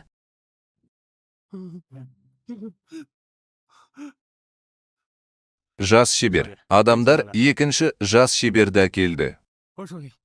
Мен біраз уақыт абдырап қалдым. Қателескенімді білдім, және біраз уақыт абдырап қалдым. Анаң маған опасыздық жасау үшін саған қанша берді? Мен сізге және Гу Саосинге қалай талап қоя аламын. Менің атымдағы компания бірінен соң бірі ақша жоғалтқаны таңғаларлық емес. Сіз Қытайда бизнеспен айналысып жатқаныңыз белгілі болды. Кешіріңіз, екінші жас шебер. Ол мені қудалады. Кешіріңіз, екінші жас шебер. Өтінемін, мені жіберіңіз. Өтінемін, мені жіберіңіз және онымен таза айналысыңыз. Өміріңді сақта, әкемді жібер. Екінші жас шебер, әкемді жібер. Бұл.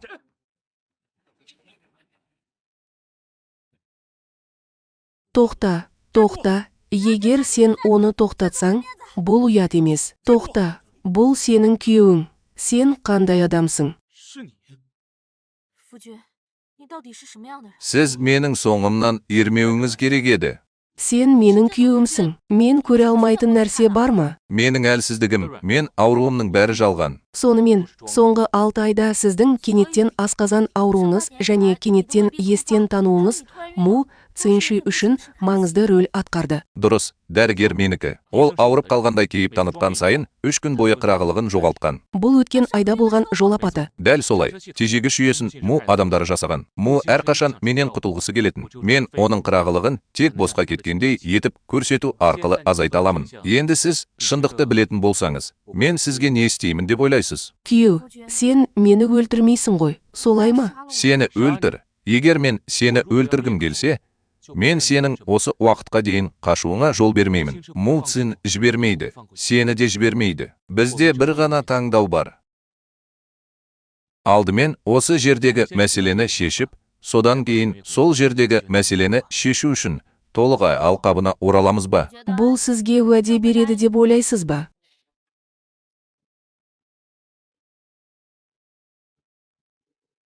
Императрица 500 миллион инвестиция салуға тапсырыс берді. Ал каса 100 миллионнан аз болды. Му Цинфен, сіз басты рөлдесіз. Сіздің басты жауапкершілігіңіз бар ма? Касадағы фиаско. Му Цинфен, сіздің өнімділігіңіз аралас. Мен режиссердің бүкіл фильмге қойылатын талаптарын орындаймын. Қазір интернет сізді бет сал ауруына шалдыққаныңыз үшін ұрсып жатыр. Сіз жарнамалық шығындардың барлық өтемақысы үшін жауап бересіз. Мен сізді бір жола бұғаттағаныңызды естідім. Әйгілі драма сізді бір көзді ойнауға мәжбүр етті деген қауесет бар. Мырза, Му, сізде гиперактивтіліктің бұзылуы бар екені рас па? Гу Сауай екеуің ажырасып кеттіңдер деп естідім. Сынғаны дәретханаға бара жатыр.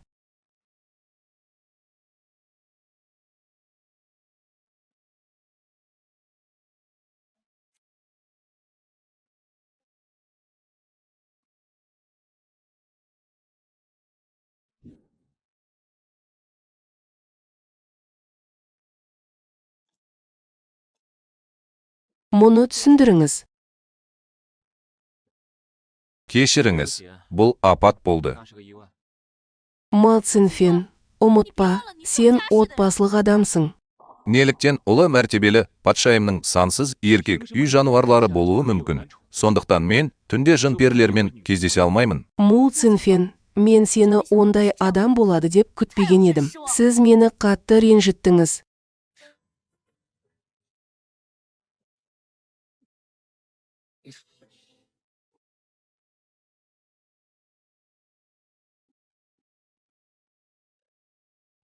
Мисс Гу, сізді тексеру керек. 需要接受检查。 Білезік алынып тасталды. Бізбен ынтымақтасыңыз.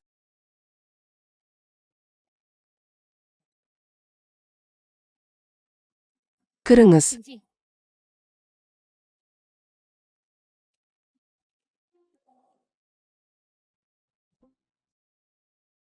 Менің ағам сатқындарды ең жек көреді. Сондықтан ол ешқашан жеңе алмайды. Неге менің директорымнан кешірім сұрайсың? 饶命！ Өтінемін. 求求你了！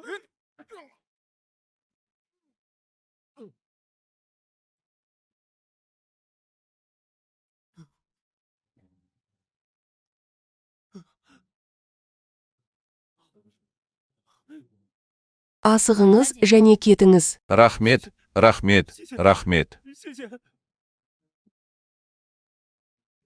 Егер сіз тағдырыңызды өзгерткіңіз келсе, Му Цинфен ең қолайлы үміткер емес. Мен саған неге сенуім керек?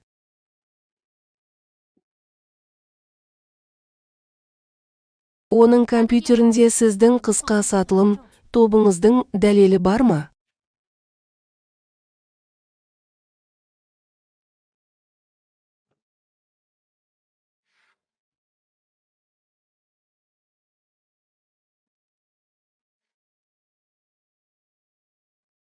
Му Цинфен компанияны Сингапурдағы акцияларыңыздың 12% аудару үшін пайдаланды. Мен ешқашан ешкімді, әсіресе інілерімді оятпаймын. Егер мен өтірік айтсам, мұнда соғып тұрған импульс сізге жауап береді.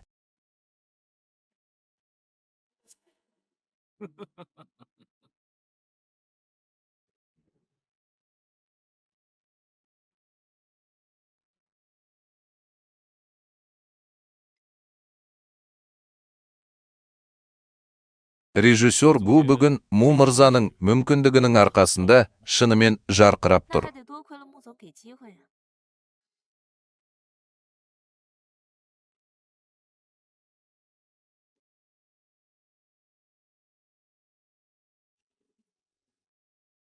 $370 миллион еншілес компанияны сатып алды. Мисс Гу оған 3 айдан кейін жеңіске жетуге мүмкіндік берді. Маған қызық.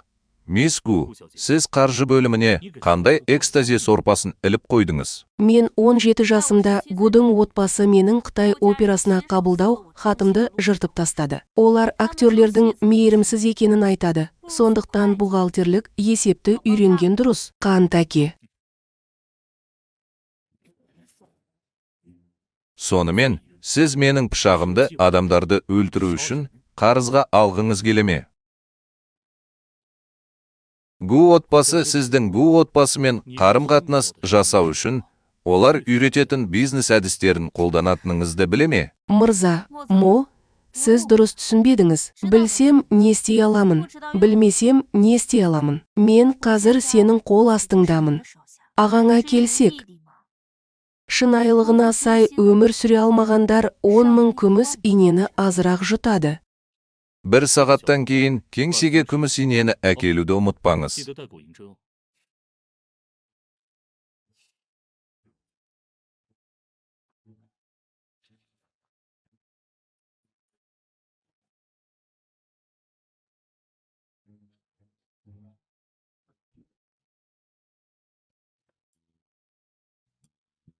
Бүгіннен бастап Синчен киносы мен теледидарын сіз басқарасыз. Бірақ қосымша тармақ бар. Егер өнімділік төмендесе, меншікті капитал автоматты түрде қалпына келтіріледі.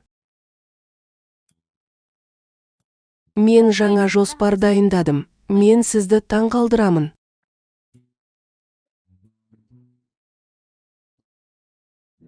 Люиге хабарласыңыз және оған біздің компанияның галактикасы бар екенін және оған галактика ғимаратының төбесінде маңызды көріністі түсіру үшін қажет екенін айтыңыз. Менің Гу мырзамды мен айтқан сценарий бойынша орналастырыңыз. Мен оны бірден жасаймын.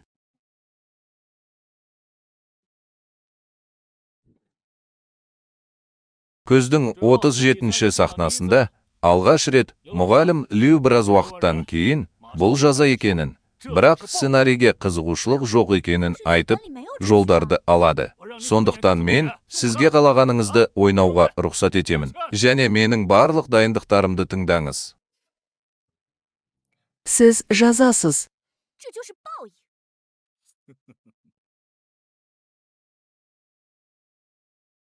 Люи мұны есіне алды ма? Бұл қаншық өлген жоқ.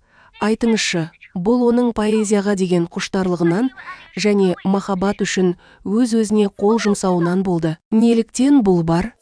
Люи, мен саған қызмет етемін. Бірақ сен мені өлтіруге біреуді жібересің бе? Мұның бәрі жалған, солай ма? Осының бәрін маған өтірік айттың ғой, солай ма?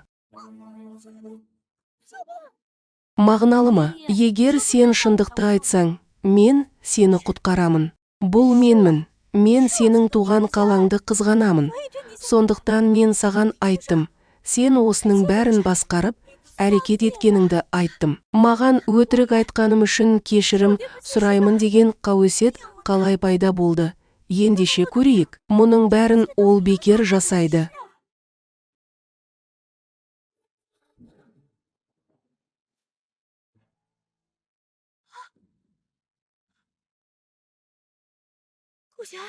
Сіз мені қалай жобалауға батылсыз? Люи, мен саған мына үлкен сыйлықты сыйлаймын. Саған ұнайды. 你可喜欢？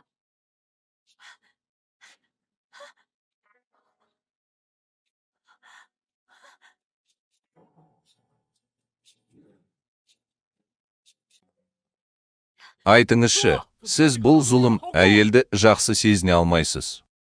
Мен сені ағам өлтірілмей тұрып қорғадым. Сіз оны соншалықты қатыгездікпен ұстап алып, оған лайықты жазасын алуға мүмкіндік бересіз деп күткен жоқпын. Сен не істеп жатырсың?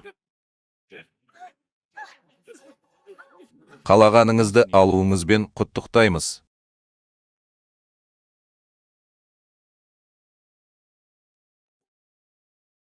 Мен бұл шатырдың әр кеш сайын жел соғып тұрғанын және оның мақтан тұтатын күлкісін армандаймын. Менің таңдауым болуға лайық. Әрі қарай, сіздің жоспарларыңыз қандай? Келесі сіздің бақытты бастығыңыз, мисс Гу. 就是您的第一目前方。 合作愉快。 老板，顾小姐， Екінші жас шебер Цин Фен жүрек талмасынан қайтыс болды.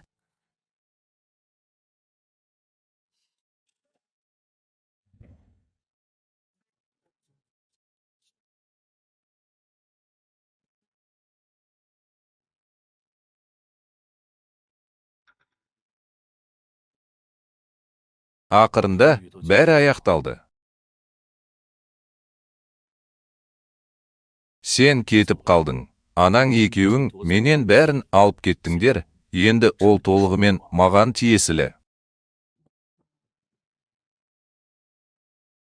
Өйткені сен сондай күйеу едің ғой.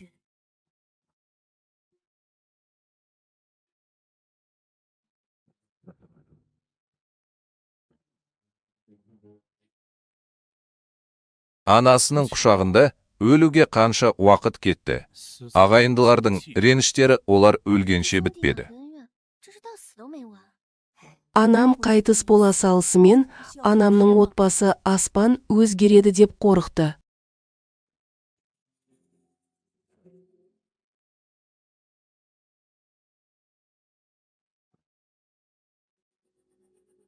Бауырым, өзіңді еркін сезінесің бе?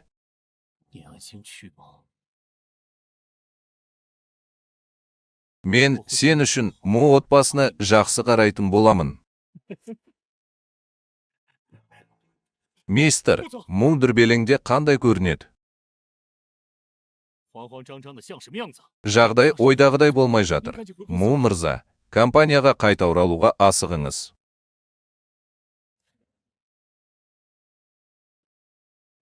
Жарғының 73 бабына сәйкес, акциялардың 50%-дан азына иелік ететіндер автоматты түрде төраға қызметінен айырылады. Мырза, Му, табалдырықты тапсырыңызшы.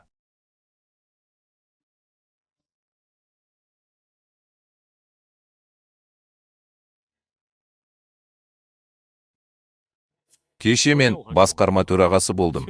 Қазір тіпті дауыс беруге құқығым жоқ. Нарықтың мінез құлқына келетін болсақ, сіз өз акцияларын сатуға ресурстары бар миноритарлық акционерлерді кінәлай аласыз. Бірдеңе болды, төраға.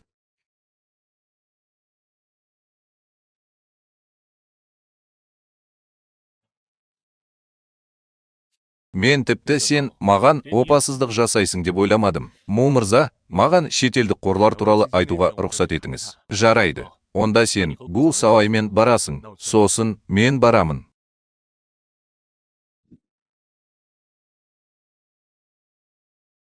Сіздің ойыңызша, елмен күресу үшін сіздің артыңыздан ерген адамдар өмірінің соңына дейін ит болу керек пе?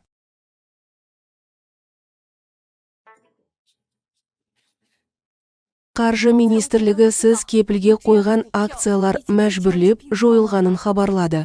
Сіздің ескі акцияларыңызды кім сатып алатынын білгіңіз келе ме? Қазір Мудың ескі үйіне бар.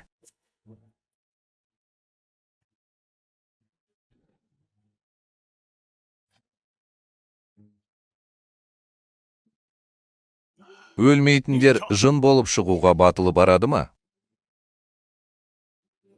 不死的竟然还敢出来作妖！ Маған өтірік айтуға қалай дәтің бар? Мен сені соншалықты қатты өсірдім. Му Цин, сен қолдарың мен аяқтарыңды кесіп тастадың. Көптеген жамандықтар жасадың, әлі күнге дейін тәубеге келуді білмейсің. Сен өлген жоқсың. Жарайды. Балалар, сендер маған өтірік айту үшін жиналасыңдар. Солай ма? 骗我是吧？ Бауырым, әрине өлмеймін. Жалған өлімге қарсы дәрі дәрмектің әсері жақсы. Енді сіздің жоспарыңыз орындалмады. 失败了。 Лю И мені күтфі әлеміне баруымды өтінді. Бірақ менің ойымша, ол бірдеңе жоспарлап барғысы келмеді. Жоқ, күйеу, сен баруың керек. Сіз оны түсіргіңіз келмей ме? Олай болса, Люиден бастап жоспар құрайық.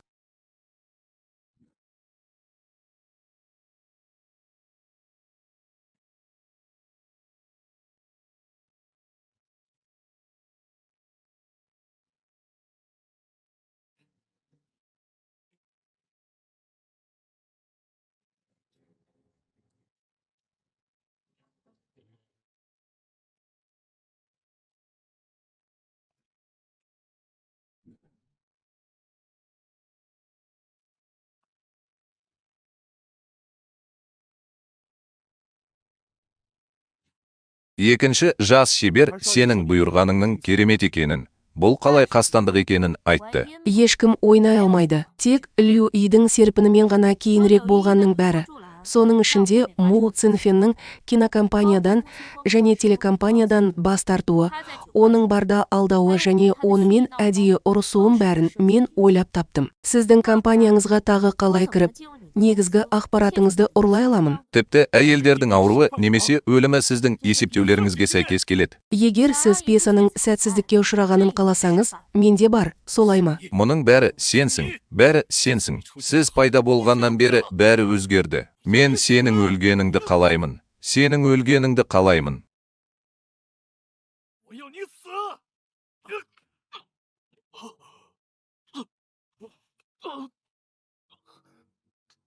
Келіңіздер, адамдар.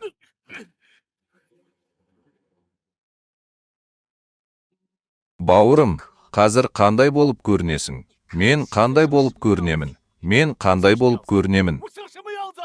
Неге әйелге тұрмысқа шыққың келеді? Лас Донг, тыңдағаннан кейін мен оны жақсы көремін, және сенің сүю қабілетіңе қызғанышпен қараймын. 很羡慕你，还有能力去爱人。 Мен мүгедек болып туылдым. Мен ысырапшылмын. Менің ысырапшыл ағам. Олар қашан осылай болды? 我们什么时候变成现在这个样子？ Сіз бұл пышақты маған қарай кесу үшін қолданған кезде, мен 16 жаста едім. Мен оны төмен түсірдім. 把他压下去， Біз бәріміз өлдік. 去死！ Цинфен Ченхуи жекпе-жек өнері. 这会武功， Неге түзетіп жатырсың? 这 Сен менің әйелімсің. Әрине мен сені қорғауым керек. Жаңа ғана мені сүйемін дедің, рас па? 是真的吗？ Мен.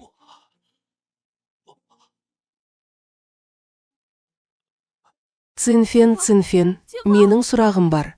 这有个问题， Менің Гу Сауай емес екенімді қашан көрдің? Ғимараттан секірмес бұрын көкөністерді жинау қимылы өзгерді. Бұрын бұл орхидеяның саусағы болса, енді менен қарызға ал. 向我借。 Сіз бұл үшін өкінесіз бе? 会不会觉得很遗憾？ Сіздің денеңіз Гу Сауай болсын, Слюда болсын. Мен жақсы көретін нәрсе, әрқашан осы жерде соғып тұрған жан болады. 的灵魂， Азап шегу. 苦。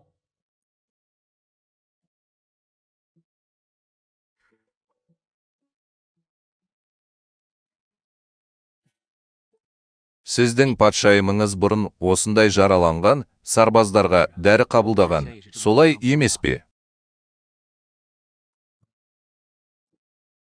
吃药吧。 Қарғысы атсын, мен сені өлтіремін, солай ма?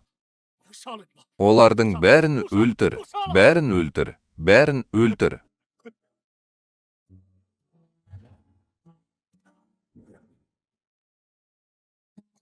Ханым, сіздің анаңыз есіктің сыртында шұғыл бірдеңе бар екенін айтып, мен ол жерде жоқ екенімді айтты. О, менің балам, анам сені қатты сағынды. Әйелдік келбеті өте жақсы. Му тобы өз жолына түскен сияқты, бірақ сіздің ағаңыздың Гарвардта оқуы әлі аяқталған жоқ. Сіз қателесесіз бе? Валфхантер өткен аптада Лас-Вегастағы казино Роялде 3,8 миллион доллар жоғалтты. Мен ол әлі де казиноның VIP залында деп қорқамын. Тек сіздің анаңыз болыңыз, өтінемін. Бұл несие берушілер сізді күн сайын үйіңіздің есігінде жауып тастайды. Сондықтан сіз анаңызға қарауға шыдай аласыз. Сіздің бетіңіз әлі де бар. Соңғы рет маған не істедіңіз? Сіз өзіңізді ұзын бойлы етіп көрсетуді ұмытып кеттіңіз. Егер мен сені Му отбасының мүшесіне үйлендіруге рұқсат бермесем, сен әлі күнге дейін жабайы табиғатта денеңді қайда тастайтыныңды білмейсің. Гу Сауай, шүкіршілік етпейтін нәрсе, сен өлмеуің керек. Үндеме, сенен менің қабылдау хатымды жұлып алып, мені жұмысқа мәжбүрле. Сіз мені кішкентай қара үйге 3 күн, 3 түнге қамап қойған сәттен бастап тұруды қойдыңыз. Гу Сауайдың денесінде ұзақ тұрды. Мен оның ренішін шынымен сезінемін.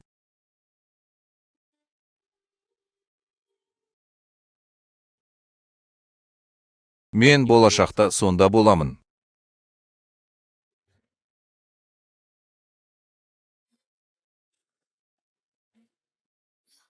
Менің халқым.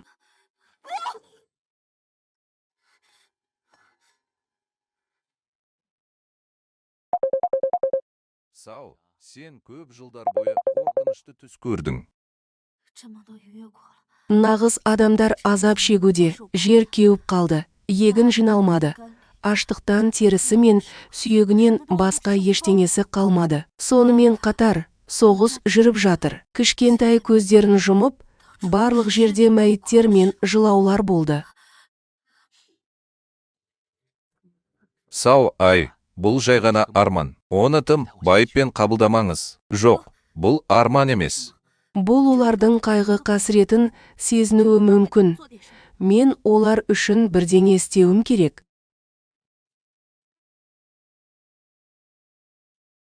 Күйеу, мен оларға осылай көмектесу үшін Юнью еліне оралуым керек. Тіпті аз ғана күш қуатымды құрбан ете алсам да, қала тұрғындарының азап шеккенін көре алмаймын. Уақыт пен кеңістіктің есігі ашылғалы тұр. Бұл жолы біз Син Сауранмен толығымен жойыламыз.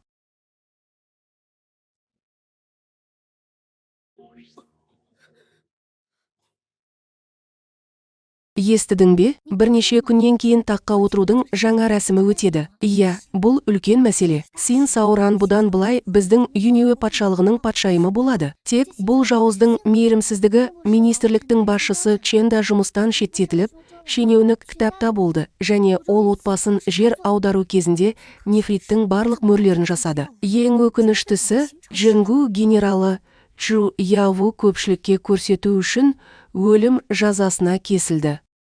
Не болып жатыр? Егер мен мұны ертерек байқасам, бүгінгі апат болмас еді. Бұл қате айтылу емес. Біз оны қазір тоқтатудың жолын табуымыз керек. Оның таққа отыру рәсімінде қайтымсыз нәрсе жасауына жол бере алмаймыз ба?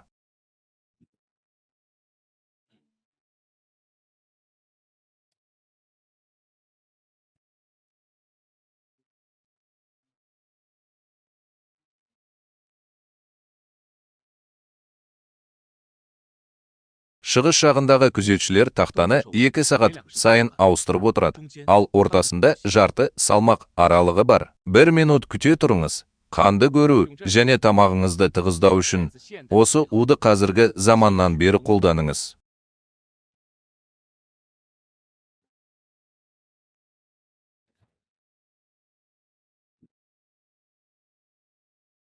Кішкентай ханым, сіз қайда бара жатырсыз? 这要去哪儿啊？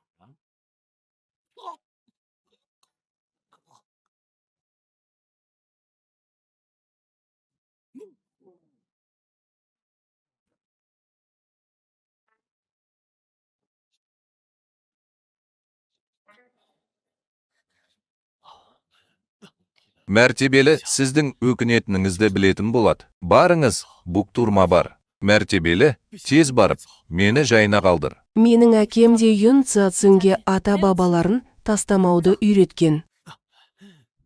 Мәртебелі, қазір жағдай жақсы емес. Сауран сүйекті қайдан алғанын білмеді. Сіз қаладағы әскердің көп бөлігін басқарасыз, ал ертең оның таққа отыру рәсімі болады. Бұл жағдайда оның қастандығын жою көкке көтерілуден гөрі қиынырақ. Енді, генерал Чжу, мен әкемнің маған қалдырған өмірлік шешімін ғана шығара аламын.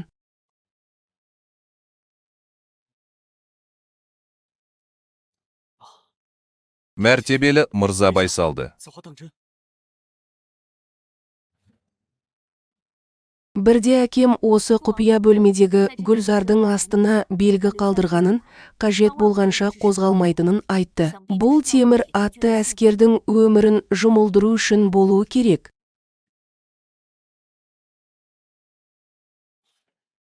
Мәртебелі, осы темір атты әскермен бізде әлі де өмірдің нұры бар. Мәртебелі қазір темір атты әскердің қайда екенін білмейді. Әкесі тек былай деді. Отшашу сигналы шыққанда, олар пайда болады. Біз оларды осында апару үшін сигнал жіберудің жолын табуымыз керек. Жарайды. Біз бірден дайындалып, бір уақытта жұмыс күшін реттейміз. Темір атты әскер келген соң, олармен іші сырты ынтымақтасады. Егер жұлдыздарды ертең қабылдауға болатын болса, бұл сіздің қайтыс болған күніңіз болады.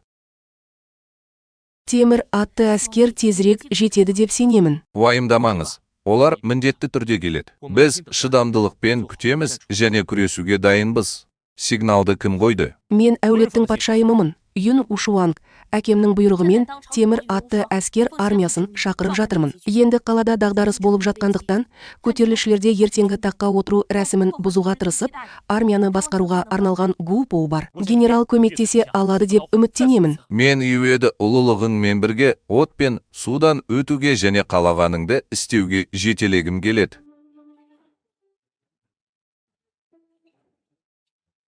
Қолайлы уақыт келді. Цин Хуан таққа отырды.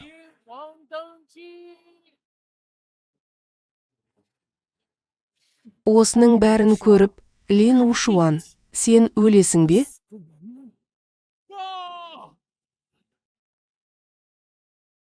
Темір атты әскері қала қақпасын бұзып өтті.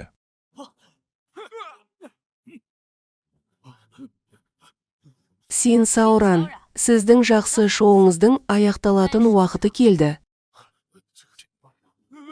Мен сенің басыңды өз көзіңмен кесіп алғаныңды көріп, өзіңнің шынайы жүзіңді өз қолыңмен ашып, оны көтеру үшін аман есен, сондай күшті бола алатыныңды айттым.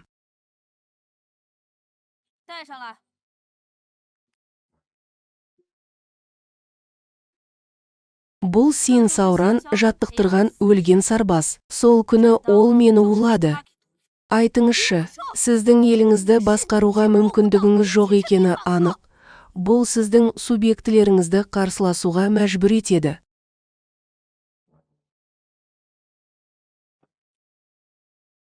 Менің есінен танып қалған монархым туралы қауесетті сыртқа тарату үшін жасырын түрде адамдарды жібергеніңізді ұмытып кете жаздадым.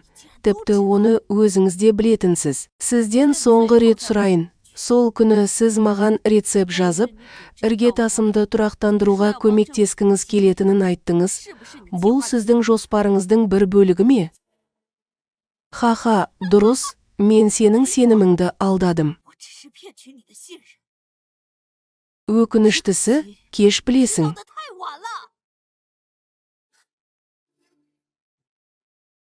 Сіз менің сарбаздарымның арасындағы қуыршақтарды бұзып, бәрін улау үшін бірнеше адамды тарта аласыз деп ойлайсыз.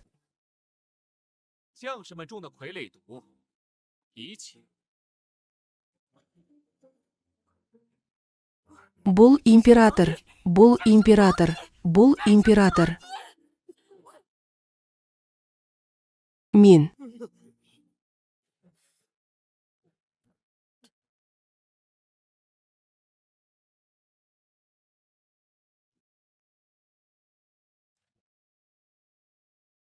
Америка құрама штаттарының ұлттық коллекциясы BMW Food компаниясының жаңа Jade қол қорабын өзінің алғашқы әдемі еркек туба бағасымен танымал етті. Қандай әдемі және қарт адам. Қалыңыз. Оңтүстік Чжа патшалығы әдемі ақ терілі інжу дендробиумы мен Цин Санзидің орхидея павильонын арнады.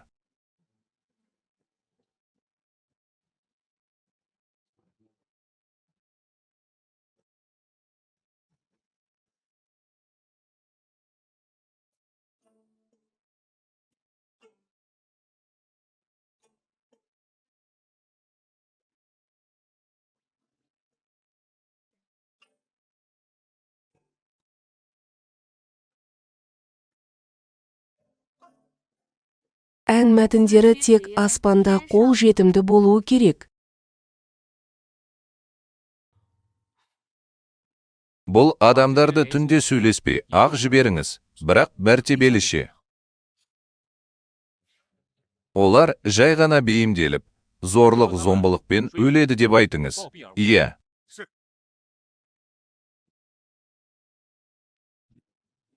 Барлық өлі. Ал осы 3 жасар балалар ше? Мәртебелі тыныштандыратын сорпаны ішетін кез келді. Балалар, сендер мұны істедіңдер.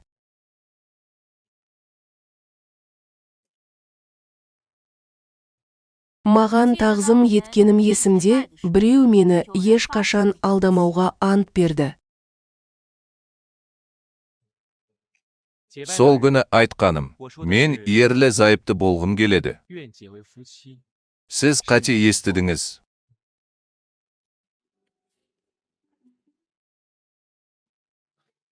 Енді біздің шұңқырлы үй шамдарының орнын толтыратын кез келді.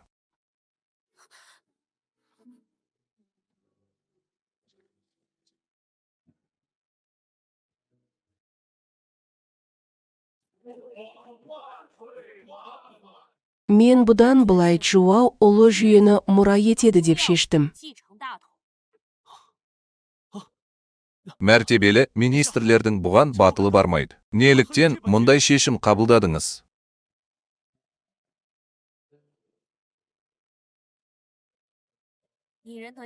Ең қолайлы үміткер ме? Сонымен қатар, менің әкем тірі кезінде бақытты болғысы келді және ол осындай ертегі өмірін тауып үлгерді.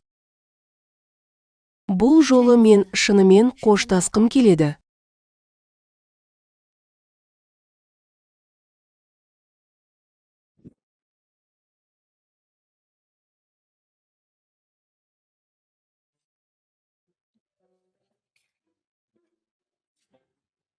Таяқшаларды қолданған дұрыс. Екінші сынып оқушысы, қызымның қызыл хахахасы туралы айтайын. Алдаяшыда 1982 жылғы лафит бөтелкесі болады. Жарайды, сер.